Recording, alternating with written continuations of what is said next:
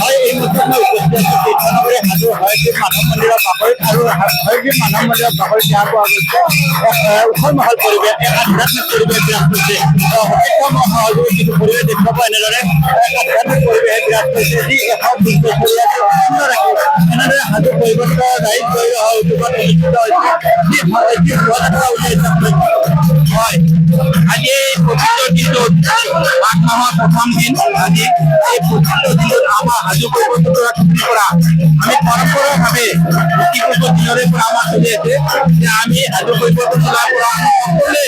দেখা আমি দহজন আমি প্ৰকৃত গণতন্ত্ৰ স্থান কৰোঁ আৰু স্থান কৰি এই হয়গ্ৰীৱ মাধৱ মন্দিৰত আমি তিনি ওচৰত আমি তেওঁলোক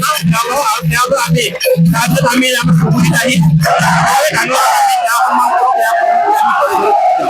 আমাৰ পৰম্পৰা আমাৰ ইতিপূৰ্ব দিনৰ পৰা চলি আছে আৰু আমি এইটো কৰি যাম। এইটো প্ৰায় 120 বছৰ ওপৰ হৈ গ'ল এতিয়া আমাৰ এইটো এই পৰম্পৰাটো আৰু চলি আছে। যিহেতুকে পহিলা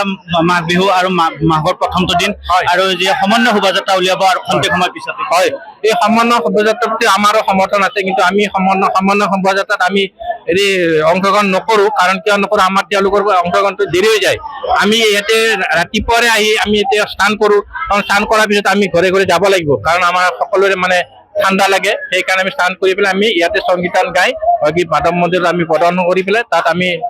সেৱা লওঁ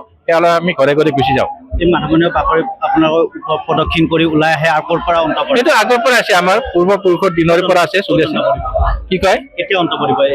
এইটো অন্ত আমাৰ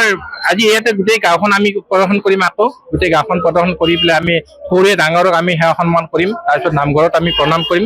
নিজৰ নিজৰ হয় পৰম্পৰাভাৱে এইটো চলি আছে গতিকে এইটো আমি পৰম্পৰা আমাৰ চলি থাকিব আমি যেতিয়ালৈকে আমি জীয়াই থাকোঁ। নিশ্চয়কৈ ক'ব লাগিব যিহেতুকে হাজো কৈৱৰ্তবাসী ৰাইজৰ উদ্যোগত অনুষ্ঠিত হৈ অহা এখন এই পৰম্পৰা যি ঐতিহ্যমণ্ডিত এই পৰম্পৰা যি চলি আহিছে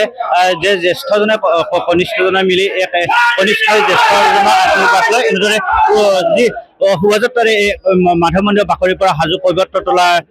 বাকৰিলৈ এনেদৰে